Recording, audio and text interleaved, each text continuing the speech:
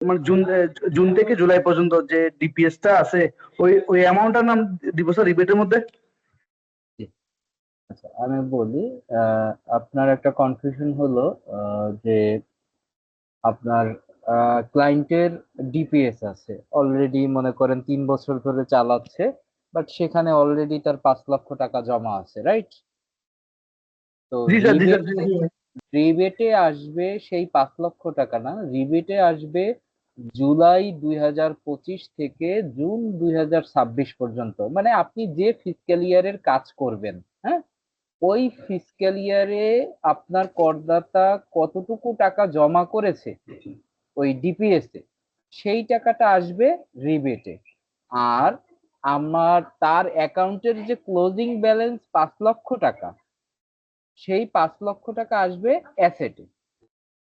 অ্যাসেটে যে আপনার ফাইন্যান্সিয়াল অ্যাসেট থাকবে, এইখানে অ্যাসেটে আপনার ফাইন্যান্সিয়াল অ্যাসেট আছে, আদার অ্যাসেট, এই যে ফাইন্যান্সিয়াল অ্যাসেটের ডিপিএস আছে না, দেখতে পাচ্ছেন আমার স্ক্রিন? জি স্যার, দেখতে পাচ্ছি স্যার। এইখানে আসবে তার ক্লোজিং ব্যালেন্স যদি 5 লক্ষ টাকা হয়, তাহলে সেই 5 লক্ষ টাকা আসবে এখানে। আর সে মনে করেন এই 5 লক্ষ টাকা জমাইছে, প্রত্যেক মাসে মাসে 10,000 করে টাকা দিত, রাইট? তাহলে 10,000 করে যদি জমা দেয়, তাহলে এক বছরে হয় কত, 1,20,000 টাকা। তার মানে এই 5 লক্ষ টাকা হইতে তার প্রায় 4.5 বছর লেগে গেছে, তাই না? ব্যাপারটা তো এরকম।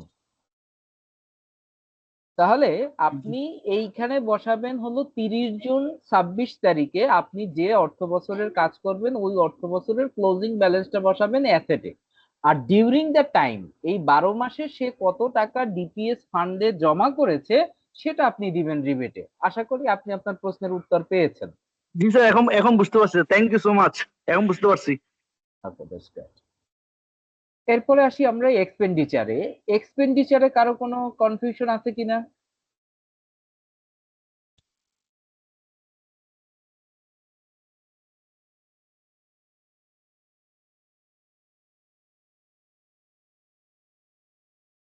এক্সপেন্ডিচার পার্টে রেসপন্স করবেন, কনফিউশন না থাকলে বলবেন যে নাই।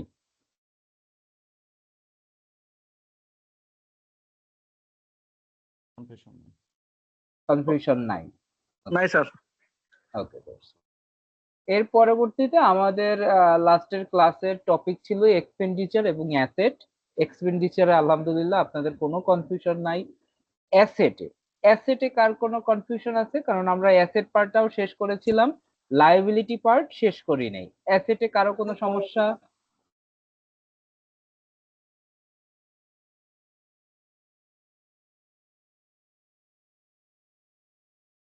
না স্যার। নাই। ওকে, তাহলে আমরা লাইবিলিটি। লায়াবিলিটিটা লায়াবিলিটিটা দিয়ে শুরু করতে পারি। ওকে, তাহলে আমাদের ওকে স্যার। লাস্ট ক্লাসে আমরা অ্যাসেট করেছি, অ্যাসেটের পরে এখন লায়াবিলিটি।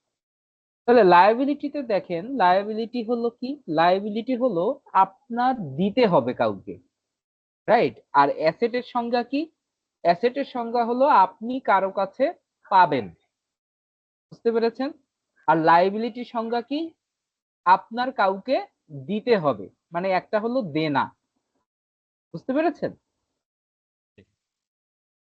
তাহলে লাইবিলিটিস বলতে আমরা কি বুঝলাম? যে লাইবিলিটি মানে আমাকে কাউকে দিতে হবে। দিতে হবে মানে কি? কারো কাছ থেকে যদি আমি লোন নেই, তাহলে সেই টাকাকেই আমাকে পরিশোধ করতে হবে, সেটা আমার লাইবিলিটি। আমরা বলি না যে ভাই আমার অনেক দেনা আছে, হ্যাঁ, তাহলে মানে কি আমার অনেক লাইবিলিটি আছে। লাইবিলিটি কিভাবে থাকতে পারে? আপনার ব্রোয়িং ফ্রম ব্যাংক থাকতে পারে, রাইট? আপনাকে যে কোনো ব্যাংক থেকে আপনি কি করতে পারেন? লোন নিতে পারেন। তাহলে সেই নেম অফ দা ব্যাংক, কোন ব্যাংক থেকে নিয়েছেন সেই ব্যাংকের অ্যাকাউন্ট নাম্বার দিবেন। এবং এটা কি পার্সোনাল লোন নাকি হাউস লোন? লোনের কয়েকটা ক্রাইটেরিয়া আছে, নাকি কার লোন? বুঝতে পেরেছেন? তো লোনেরও আবার কি আছে, লোনও একটা কি ব্যাংকের প্রোডাক্ট। লোন কিন্তু কি ব্যাংকের একটা প্রোডাক্ট, জানেন তো? তো এই প্রোডাক্টের কিন্তু আবার ক্রাইটেরিয়া আছে, যে হোম লোন, হ্যাঁ, কার লোন, হ্যাঁ, পার্সোনাল লোন, স্যালারি লোন। বুঝতে পেরেছেন? সো এইভাবে আপনার করদাতার যে পারপোজটা লেখা থাকবে লোনের সার্টিফিকেটে, সেটা দেখে আপনি এখানে পারপোজটা লিখবেন। বুঝতে পেরেছেন? এবারে সেই লোনের ব্যালেন্স অ্যামাউন্ট আপনি তার কাছ থেকে, আপনার করদাতার কাছ থেকে লোন স্টেটমেন্ট নেবেন, রাইট? লোন স্টেটমেন্ট নেবেন, লোন স্টেটমেন্টে যেটা ব্যালেন্স আছে সেটা আপনি এখানে দেখাবেন। এখন মনে করেন সে জানুয়ারি মাসে লোন নিয়েছে আপনার করদাতা 10 লক্ষ টাকা। কি বললাম বলেন তো একজন? জানুয়ারি মাসে লোন নিয়েছে 10 লাখ টাকা। ও, এবং প্রত্যেক মাসে সে 20,000 টাকা করে ইনস্টলমেন্ট দিচ্ছে। বুঝছেন ব্যাপারটা? 20,000 টাকা করে ইনস্টলমেন্ট দিচ্ছে। তাহলে এই যে 6 মাসে সে কি করলো, জুন পর্যন্ত সে 6টা ইনস্টলমেন্ট দিছে 1,20,000 টাকা।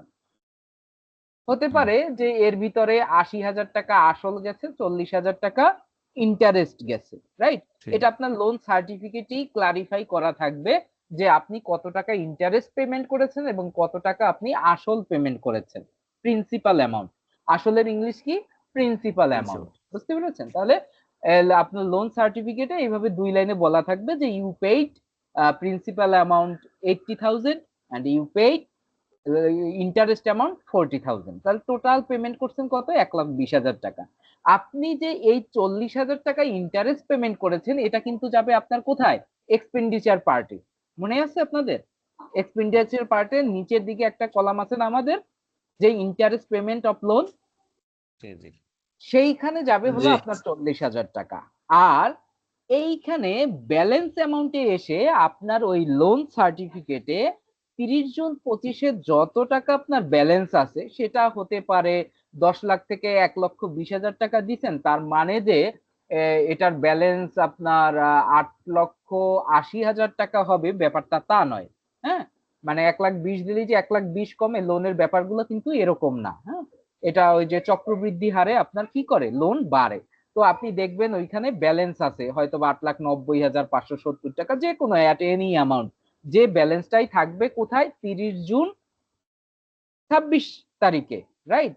জুনের লাস্ট ডেটে যে ব্যালেন্সটা থাকবে সেই ব্যালেন্সটাই আপনি এখানে তুলে দিবেন। ক্লিয়ার ভাই?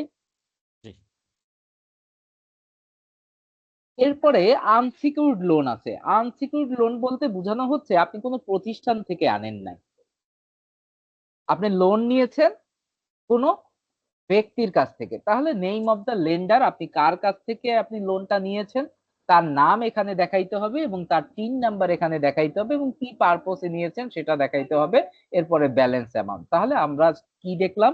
একটা দেখলাম হলো, যদি আমার কোনো ব্যাংক বা কোনো আদার ফাইন্যান্সিয়াল ইনস্টিটিউশন থেকে আমি নেই, ফাইন্যান্সিয়াল ইনস্টিটিউশন বলতে কি, মাইক্রো ক্রেডিট অর্গানাইজেশন আছে না, মাইক্রো ক্রেডিট, মাইক্রো ক্রেডিট থেকেও কি করে, আপনাকে লোন দেয়। শুধু যে মাত্র ব্যাংকই লোন দেয় তা কিন্তু না, বুঝতে পেরেছেন? মাইক্রো ক্রেডিট অর্গানাইজেশনও আপনাকে লোন দেয়। তো সেই ক্ষেত্রে আপনারা তাহলে ইনস্টিটিউট এনজিও থেকে যে লোন নিবো সেটা কি হবে, আসবে? জি জি জি, সেটাও কি একটা ইনস্টিটিউশন। হ্যাঁ, তো সেটাও আপনার কোথায় আসবে? এই ব্রোয়িং from bank or other financial institution, এই ঘরটায় আসবে। যদি আপনি কোনো প্রতিষ্ঠান থেকে নেন তাহলেই আসবে এখানে। আর যদি কোনো প্রতিষ্ঠান থেকে না নিয়ে যদি কোনো ব্যক্তির কাছ থেকে নেন তাহলে আসবে এই আনসিকিউরড লোনে। এরপরে আছে আদার লোন অথবা ওভারড্রাফট। ওভারড্রাফট বলতে কি বুঝায়? ওভারড্রাফট বলতে বুঝায় যেমন মনে করেন আপনার ক্রেডিট কার্ড। ক্রেডিট কার্ডটা কি? একটা ওভারড্রাফট। হ্যাঁ, আপনারা যারা অ্যাকাউন্টিং এ যারা জব করেন তারা ওভারড্রাফট সম্পর্কে জানবেন, আর যারা অ্যাকাউন্ট ডিপার্টমেন্টে নাই তারা ওভারড্রাফটটা একটু নাও বুঝতে পারেন। বাট আপনি অ্যাকাউন্টসে থাকেন না থাকেন, ক্রেডিট কার্ড সবাই বুঝেন, রাইট? তাহলে ক্রেডিট কার্ডের যে লোন, এইটা কি? এইটা একটা আসলে ওডি লোন। মানে কি? এই মানে ক্রেডিট কার্ডের আগে থেকে কিন্তু এই ওভারড্রাফট লোন চালু। ক্রেডিট কার্ড তো বর্তমানে আসলো, এর আগে থেকেও কি ছিল? ওভারড্রাফট ছিল। ওভারড্রাফট বলতে কি বুঝায়? যে আপনার ব্যাংকের কোনো কোম্পানির ক্ষেত্রে কি হয়, যে আপনি যে লোন নিবেন এটার কি একটা প্রসেসিং থাকে, রাইট? একটা প্রসেসিং থাকে, আপনাকে অ্যাপ্লিকেশন করতে হয়, আপনাকে নমিনি দিতে হয়, আপনাকে ছবি দিতে হয়, রাইট? আপনাকে বিভিন্ন ডকুমেন্টেশন দিতে হয়, আপনাকে সিকিউরিটি দিতে হয়, তারপরে গিয়ে লোন পাস হয়, রাইট? তাহলে দেখা যাচ্ছে কি, এই লোনের প্রসেসিংটায় অনেকটা টাইম লেগে যায়, তাই না? তো এই কারণে কি আসলো? ওভারড্রাফট লোন আসলো। ওভারড্রাফট লোনটা কিরকম? যে আপনাকে একবারই আপনি প্রসেসিং করে নেবেন এবং আপনাকে একটা লিমিট দেওয়া থাকবে। মনে করেন আপনাকে 50 লক্ষ টাকা একটা লিমিট দেওয়া আছে, এইটা আপনার লোন, ওভারড্রাফট লোন। এখন কি হলো, আপনার কিন্তু ব্যাংকে 1 টাকাও নাই, কিন্তু ওই অ্যাকাউন্ট থেকে আপনি 50 লক্ষ টাকা পর্যন্ত আপনি কি করতে পারবেন, আপনি খরচ করতে পারবেন। আপনার এখন 10 লাখ টাকা তুলতে মন চাইছে, আপনি একটা চেক লিখে দিবেন, আপনাকে 10 লাখ টাকা ব্যাংক দিয়ে দিবে। আপনার এর জন্য কি লাগবে না, আলাদা কোনো অ্যাপ্রুভাল প্রসেস লাগবে না। আপনারা কি আমার কথা বুঝতে পেরেছেন? এইটাকে কি বলে, ওভারড্রাফট ওডি অ্যাকাউন্ট বলে। আপনার যেগুলো ক্রেডিট কার্ডের লোন, সেগুলো ওয়ান কাইন্ড অফ ওভারড্রাফট। বুঝতে পেরেছেন? কারণ কি, কারণ কি আপনার ক্রেডিট কার্ডের যে লোন গুলো আছে সেগুলোও কি করতে হয় আপনাকে, আপনাকে কি প্রত্যেকবার অ্যাপ্রুভাল নিতে হয়? একবারই অ্যাপ্লাই করে আপনি একটা কার্ড পেয়ে যান, তাই না? আপনার মনে করেন 1 লাখ, 2 লাখ, 5 লাখ টাকার ক্রেডিট কার্ডে লিমিট দিয়ে দিল, আপনি যখন তখন আপনি পাঞ্চ করতেছেন, আপনাকে পেমেন্ট করে দিচ্ছে, আসলে কিন্তু আপনার ব্যাংকে টাকা নেই, রাইট? এবং একটা বিলিং টাইম থাকে, বিলিং টাইম পরে আপনার পেমেন্ট আপনি দিয়ে দেন। বুঝতে পেরেছেন? তো এর বাইরে অন্যান্য যে লোন গুলো থাকবে সেগুলো আমরা কোথায় দিব, এইখানে দিব। বুঝতে পেরেছি? তাহলে লোনের পার্টটা আমরা ক্লিয়ার ভাই? লোন নিয়ে জি। কারো কোনো কনফিউশন? আশা করি নাই। এরপরে আদার আউটফ্লো। আদার আউটফ্লোতে কি আছে? আদার আউটফ্লোতে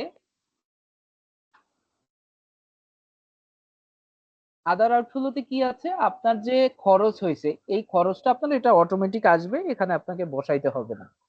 বাট পরের সেকশনটা দেখেন, লস ডিডাকশন আদার এক্সপেন্স, আর একটা হলো গিফট ডোনেশন। আপনি যদি কাউকে গিফট করেন, হ্যাঁ, তাহলে সেটা আপনি এখানে দিবেন। হ্যাঁ, ঠিক তেমনি আমরা আহ, ইয়া দেখাইছিলাম যে ওরে কি বলে, লস ডিডাকশন।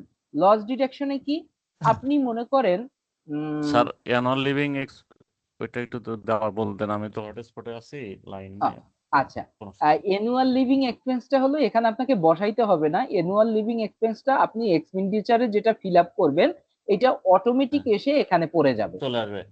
হ্যাঁ, ও, অটোমেটিক চলে আসবে। এরপরে আমি দেখাচ্ছি যে আদার আউটফ্লোতে লস ডিডাকশন এবং গিফট ডোনেশন, মানে হলো আপনি যদি কাউকে কোনো গিফট করেন বা ডোনেট করেন, তাহলে আপনি গিফট করছেন নাকি ডোনেশন করছেন সেটা এখানে দিবেন। আর যদি অন্য আরো কিছু হইতে পারে, কিরকম হইতে পারে, মনে করেন আপনি আপনার কিছু অ্যাসেট ছিল যেগুলো আপনার শেষ হয়ে গেছে, রাইট? আপনার আগে ফার্নিচার দেখানো ছিল, এই ফার্নিচার গুলো শেষ, বা একটা মোবাইল ডিভাইস ছিল, ল্যাপটপ ছিল, সেটা এখন আর নাই, তাহলে এটা কি আপনার লস, তাই না? আপনার ওই অ্যাসেটটা এখন আর নাই, তাহলে সেটা সেটা আপনাকে কি করতে হবে, সেই অ্যাসেটটা ডিসপোজাল করতে হলে আপনাকে এই লস এন্ড ডিডাকশন আদার এক্সপেন্সে আপনাকে দেখাইতে হবে। বুঝতে পেরেছেন? তাহলে আপনার কাছ থেকে এই টোটাল অ্যাসেট লাইবিলিটিতে একটা হলো ইনফ্লো আর একটা হলো আউটফ্লো। তা আউটফ্লো আপনার কিভাবে হতে পারে? আউটফ্লো হতে পারে আপনার কাছ থেকে লিভিং এক্সপেন্স, সেটা আপনার এক্সপেন্ডিচারে যেটা ফিল আপ করবেন সেটা অটোমেটিক চলে আসবে। লস ডিডাকশনে আপনার যদি কোনো যেগুলো আগে পূর্বে উল্লেখ করেছেন কিন্তু বর্তমানে এখন আর ওইটার এক্সিস্টেন্স নাই, আপনি আগে ল্যাপটপ দেখাইছিলেন 2 লাখ টাকা, বাট আপনার ল্যাপটপটা আল্লাহ না করুক চুরি গেছে, বা আপনার ল্যাপটপটা একবারে লাইফ নষ্ট এক্সপায়ার্ড হয়েছে। হয়ে গেছে, হ্যাঁ, লাইফ নষ্ট হয়ে আচ্ছা, গেছে, ওটা এখন আচ্ছা, ওটার শুধু শুধু ভুয়া অ্যাসেট দেখাই তো লাভ নাই, রাইট? না, তখন আপনি ওই অ্যাসেটটা যখন ওখান থেকে তুলে দিবেন, তখন আপনার কি হবে, ক্যাশ টাকা 2 লাখ টাকা বেড়ে যাবে। তার মানে কি, আলটিমেটলি তো আপনার ক্যাশ টাকাও নাই, ওটা আপনার অ্যাসেট ছিল যেটা এখন আপনার কাছে নাই। তাহলে এইটা আপনাকে আউটফ্লোর মাধ্যমে কি করতে হবে, ভেনিশ করে দিতে হবে। বুঝতে পেরেছেন? জি। ওকে, নেক্সট আমরা আসি যে সোর্স অফ ফান্ড। এখানে আসলে সোর্স অফ ফান্ড এখানে আমরা বসাবো না, এটা অটোমেটিক চলে আসবে, অটো ক্যালকুলেশন হয়ে। এখানে কি আসবে, এখানে আসবে আমি কত টাকা ইনকাম করলাম সেই টাকাটা এখানে চলে আসবে। তারপরে ট্যাক্স এক্সেম্পটেড ইনকাম, আমার যে টোটাল ইনকামের 3/1 যেটা বাদ যায়, মনে আছে? আমরা জি, জি। বলেছিলাম না যে আমাদের টোটাল ইনকামের কি যাবে, 3/1 তিন ভাগে এক ভাগ অথবা 5 লাখ, 5 লাখ, যেটা যেটা যেটা সেটা কম। বাদ যাবে, সেই হুম, সেই যেটা কম সেটা এইখানে চলে আসছে। হ্যাঁ, এরপরেও যদি আদার কোনো রিসিপ্ট থাকে আপনার, হ্যাঁ, তাহলে আপনি কি করবেন, এই এর বাইরেও যদি কোনো রিসিপ্ট থাকে, মানে ওই যেটা আমি বলতেছিলাম যে আপনি একটা হলো ডোনেশন কাউকে দিয়েছেন, আবার আপনি পেতেও পারেন, তাই না? জি, তো যদি আপনি পান তাহলে সেক্ষেত্রে এইখানে আদার রিসিপ্টে আপনাকে দেখাইতে হবে। ওকে, এর পরবর্তীতে এইটা আপনারা যখন প্র্যাকটিসে যাবেন এই আদার রিসিপ্ট আপনাদের অনেক কাজে লাগবে। সেটা হলো অনেক আপনার করদাতারা বলবে যে আইনজীবী সাহেব আমার তো আগে যারে দিয়ে করাইতাম সে আমার 10 ভরি স্বর্ণ দেখাইছে, আসলেই আছে আমার 10 ভরি স্বর্ণ, কিন্তু সেটা কি করছে ভ্যালু দেখাইছে আননোন, জিরো। তো এখন তো নতুন করে বলা হচ্ছে যে এরকম জিরো দিয়ে কোনো অ্যাসেট শো করা ঠিক নয়, তাহলে আমার এখন কি করা উচিত? তাহলে আপনি তখন বলবেন যে হ্যাঁ আপনাকে এখন 10 ভরি স্বর্ণের দাম দেখাইতে হবে। তাহলে 10 ভরি স্বর্ণের দাম কত লাখ টাকা? 20 লক্ষ টাকা। আপনি যখন 20 লক্ষ টাকা এখানে দেখাবেন তখন কি হবে? আপনার 20 লক্ষ টাকা আবার এই সাইডে ঘাটতি পড়ে যাবে, তাই না? তাহলে সেইটা আপনি প্লাস করবেন কি দিয়ে? এই আদার রিসিপ্ট দিয়ে। এই আদার রিসিপ্টে আপনি 20 লাখ টাকা দিয়ে আপনি এই রেফারেন্স এবং পার্টিকুলার্সে একবারে ডিটেইলস কথা আপনি লিখে দিবেন যে প্রিভিয়াসলি অ্যাসেসমেন্ট ইয়ারে আমার করদাতা কি করা হয়েছে, এখানে সে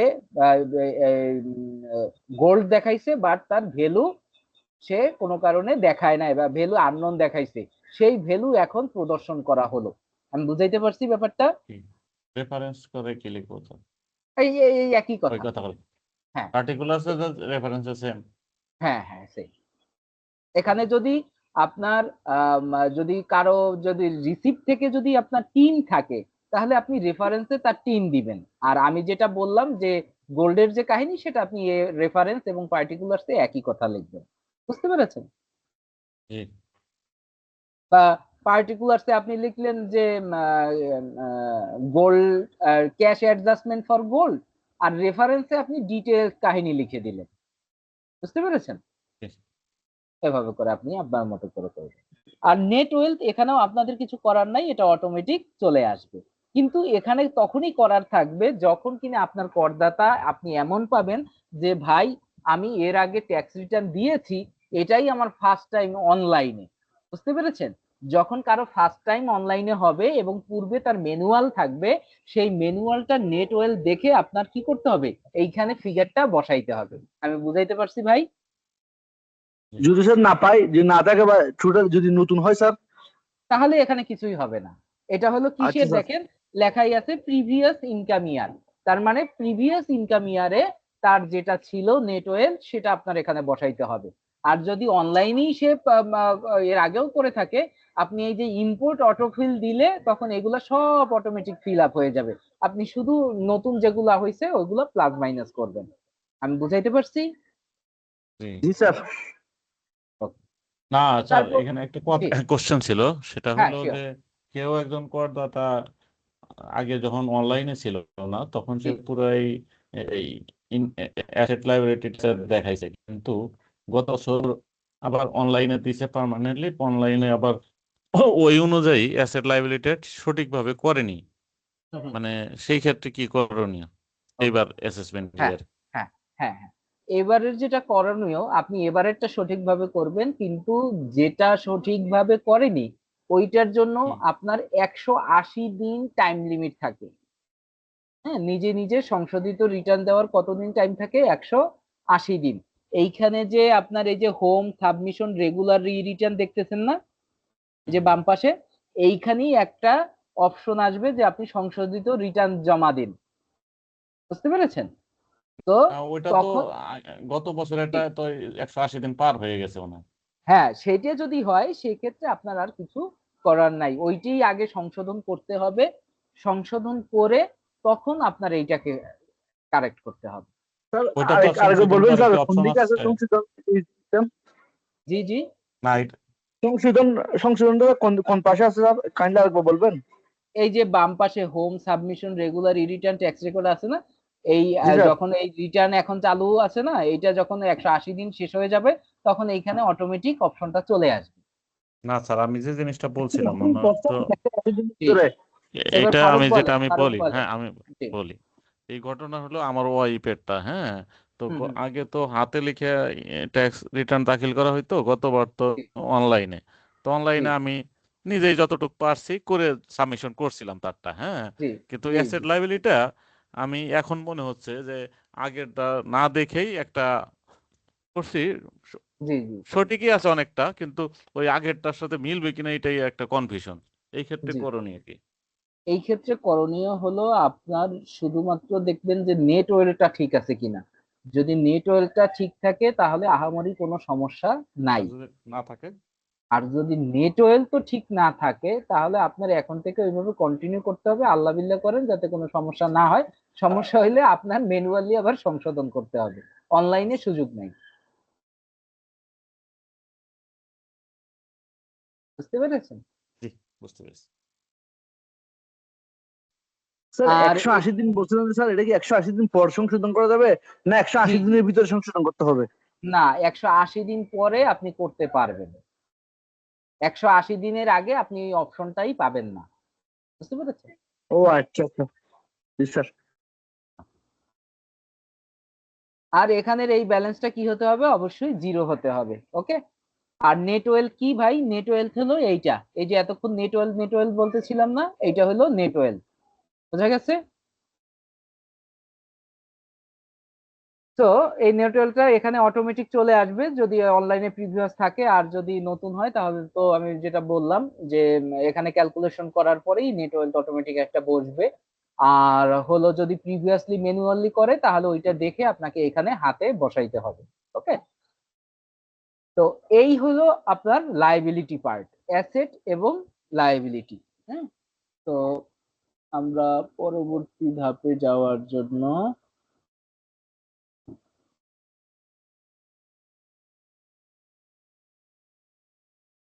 এবার হলো ট্যাক্স পেমেন্ট। ওকে। সো আপনাদের বোরিং লাগছে না তো? না স্যার।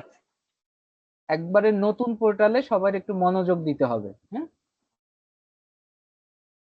খুবই ইম্পর্টেন্ট সেকশনে ঢুকছি। এইখানে আপডেট ট্যাক্স পেমেন্ট স্ট্যাটাস, আমরা কোথায় আছি? আমরা আছি ট্যাক্স পেমেন্টে, রাইট? এখানে আমাদের কিছু করণীয় নাই, সব অটোমেটিক চলে আসছে। এখন আমাদের করণীয় কি আজ আইনজীবী হিসাবে, যে ডিউরিং দ্য ইয়ার আমার করদাতা যত টাকা ট্যাক্স দিয়েছে সেটা আমাকে কি করতে হবে, সিস্টেমে ইনপুট দিতে হবে, রাইট?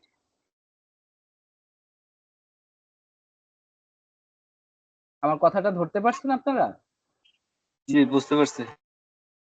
তখন আপনি কি করবেন, এই আপডেট ট্যাক্স পেমেন্ট স্ট্যাটাসে ক্লিক করবেন, করার পরে দেখেন এখানে কতগুলো অপশন চলে আসলো, রাইট? এইখানে আপনার claim source tax, claim source tax, এই ক্লেইম সোর্স ট্যাক্সে আপনার দিলে কি আসতেছে, স্যালারি, খুব ভালোভাবে মনোযোগ দিয়ে, হ্যাঁ এইটাই কিন্তু খুব ইম্পর্টেন্ট। স্যালারি আইবাস, স্যালারি আদার্স। আইবাসে কাদেরটা দিব বলেন তো, যে কোনো একজন একটু বলেন। সরকারি সরকারি কর্মকর্তা। রাইট, রাইট, গভর্নমেন্ট এমপ্লয়ি যারা আইবাসে বেতন। এরপরে প্রাইভেট যারা তাদেরটা দেব স্যালারি আদার্স। এইখানে আইসা তখন আমি কি করব, এইখানে আমরা এই অন বাই অন এখানে ফিল আপ করবো। বুঝাইতে পারছি? এখানে কিন্তু এটা অটোমেটিক ছিল না। হ্যাঁ, আমি এই যে ডিলিট করে দিচ্ছি, এটা আপনাদের ওই প্রথম দিকে করানোর সময় বোঝানোর জন্য দেখানো হয়েছিল। এই যে অ্যাড দিবেন, অ্যাড দেওয়ার পরে এই প্রাইভেট কোম্পানির নাম দিবেন, তারপরে এটা কি চালান নাকি সার্টিফিকেট, চালান হইলে চালান ক্লিক করবেন, এটা মনে করেন XYZ। তারপরে এখানে চালান নাম্বার দিবেন, চালানের ডেট দিবেন, এরপরে আহ, চালানের অ্যামাউন্ট দিবেন, এরপরে ওই চালানে ওই ব্যক্তির জন্য আপনি কত টাকা ক্লেম করতেছেন। হ্যাঁ। তো এবছরে যেটা করা হয়েছে, এবছরে এটা আপনার কি করা হয়েছে, এটাকে সিঙ্ক্রোনাইজ করা হয়েছে, এপিআই এর কানেক্টিভিটি নিয়ে আসা হয়েছে। আপনার চালান নাম্বার যদি ভুল হয় তাহলে এটা নিবে না। বুঝতে পারছেন? এর আগে যেটা ছিল, কেউ যদি ভুল চালান নাম্বার দিত সেটাও কিন্তু সিস্টেমে নিয়ে নিত। হ্যাঁ, এবছর কারেকশন কি হয়েছে, আপনি যদি একটা ভুল চালান নাম্বার দেন বা চালান নাম্বার দিচ্ছেন যেটা স্যালারি রিলেটেড না, অন্য জমি রিলেটেড বা অন্য কিছু রিলেটেড, অন্য সার্চ চার্জ রিলেটেড, সেটাও এখানে ইনপুট সে নিবে না। আমি বুঝাইতে পারছি? চালান নাম্বার গুলো সাধারণত কিভাবে থাকে, এরকম 25, 26, তারপরে একটা হ্যাশ থাকে 00345। চালান দেখেছেন আপনারা কেউ? জি স্যার, এখন জি স্যার অনলাইন চালান দেখলাম এখন। ওকে, যেহেতু এটা আজকের আলোচনার বিষয় না, তারপর আমি আপনাদেরকে একটু বলে রাখি, যেহেতু এখানে আমার মনে হয় আইটিপি ব্যাচেরও কেউ আছেন, ফারুক আছেন আর বাকি দুই একজন আছেন কিনা আমার খেয়াল নাই। তো এটা আমি আমার এক্সপিরিয়েন্স শেয়ার করছি।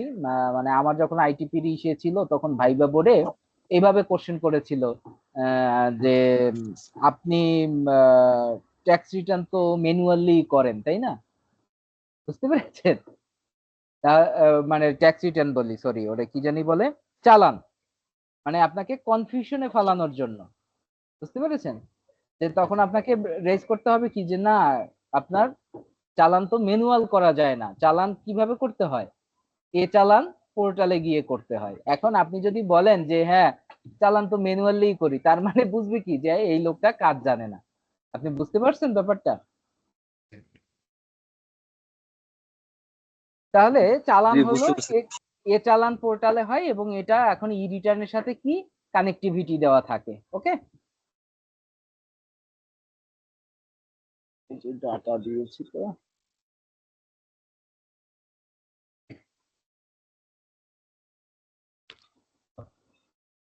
এরপরে আসি ব্যাংক ইন্টারেস্ট প্রফিট। হ্যাঁ, এখানে আসবে কারা? আপনাকে আপনার করদাতা ব্যাংক স্টেটমেন্ট দিয়েছে, রাইট? জুনে এবং ডিসেম্বরে গিয়ে দেখছেন কি তাকে 500 টাকা 1000 টাকা ইন্টারেস্ট দিয়েছে, ওই 1000 টাকার উপরে আবার 100 টাকা ট্যাক্স কাটছে, বুঝতে পারছেন? তাহলে সেই ডাটাও আমরা কোথায় দেব? সেই ডাটাও আমরা এখানে দেব। যখন সে এখানে কিন্তু আমাকে ম্যানুয়ালি বসাইতে হবে না, সিনক্রোনাইজ ফ্রম ইনকাম।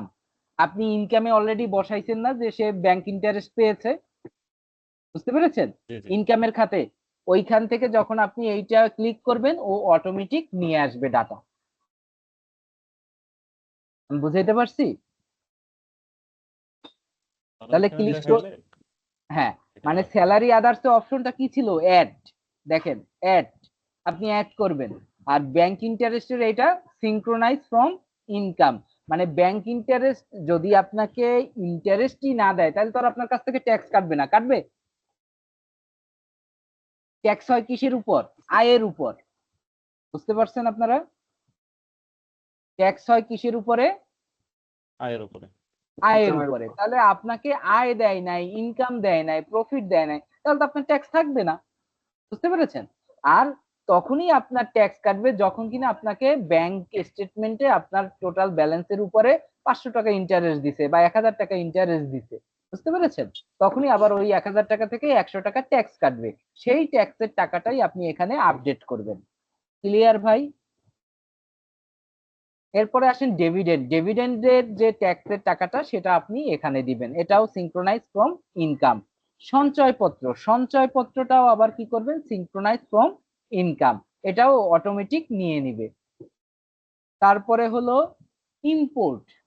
আপনার যে এটা খুব ইম্পর্টেন্ট, আপনার যে করদাতা এ মনে করেন লিমিটেড কোম্পানি না, এক মালিকানা ব্যবসায় করে, বুঝতে পেরেছেন?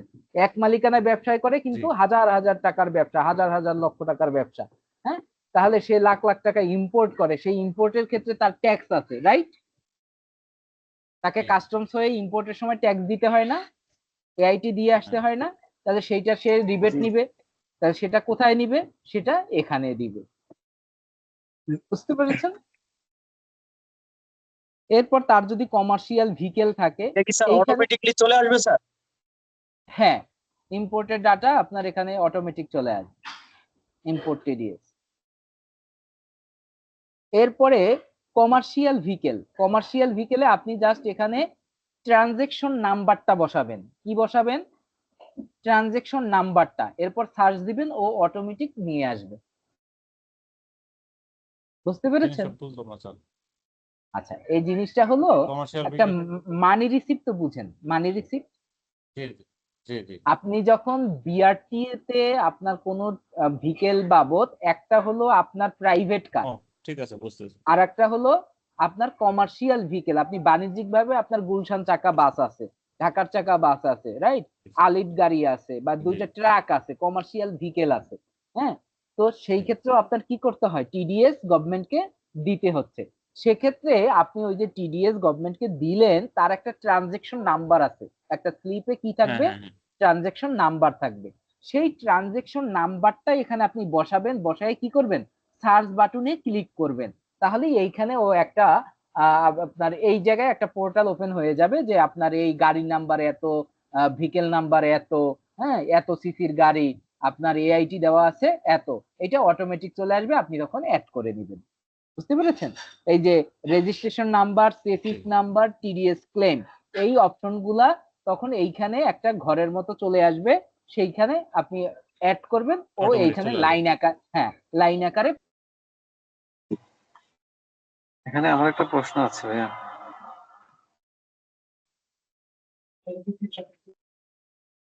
জি, শুনতে পাচ্ছেন? হ্যালো,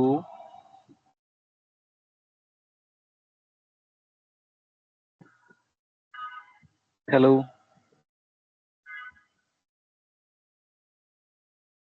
ভাইয়া শোনা যাচ্ছে?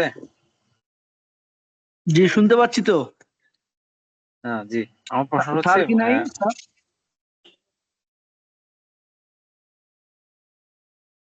তো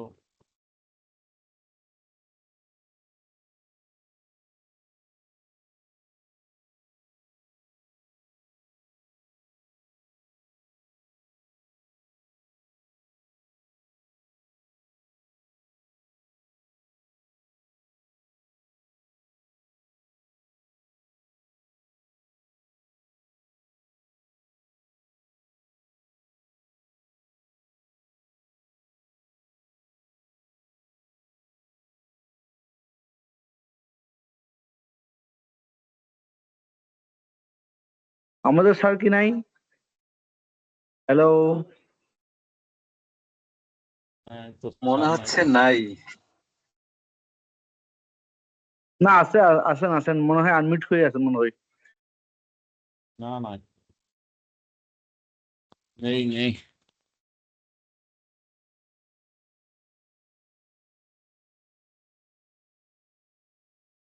আচ্ছা আমরা একটু ওয়েট করে দেখি না, আসতে পারে, দেখি।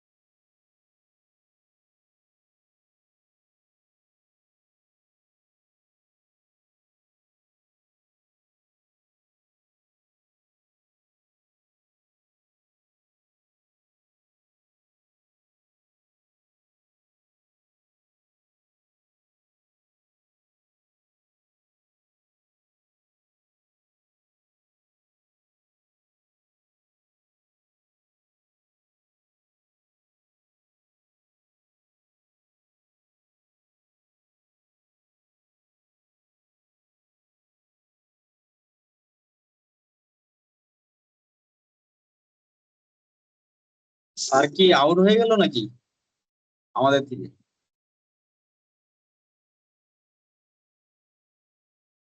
স্যার নাই।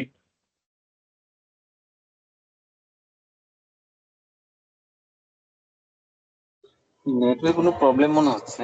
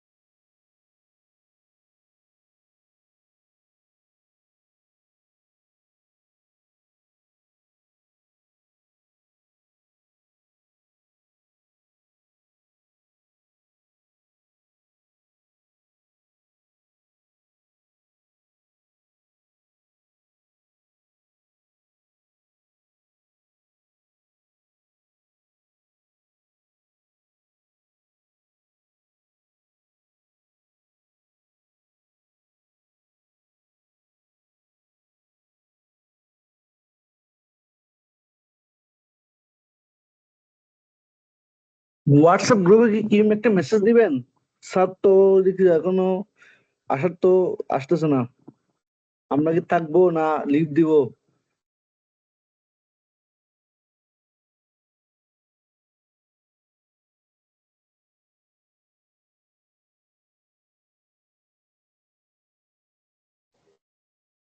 মনে হয় আমরা লিভ নিতে পারি। ফারুক ভাই, সাদল ভাই, মমিনুল ভাই,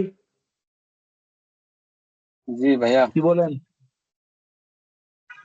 আমার মনে হয় লিভ নিতে পারি আমরা, কারণ এখন তো ক্লাস তো শেষ টাইমের দিকেই, হ্যাঁ, 10টা বাজে।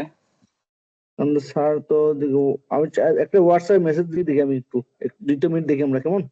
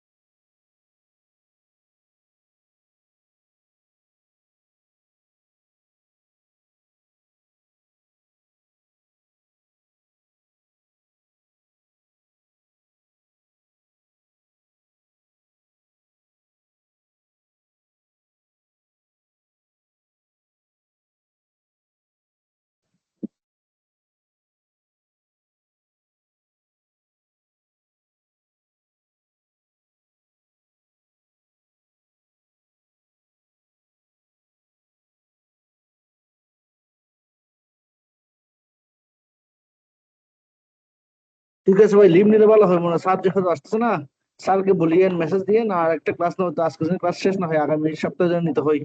এই কিছু অনেক কিছু প্রশ্ন থাকতে পারে আর কি, স্যারের সাথে কথা হলে বলিয়েন, লিভ নেন।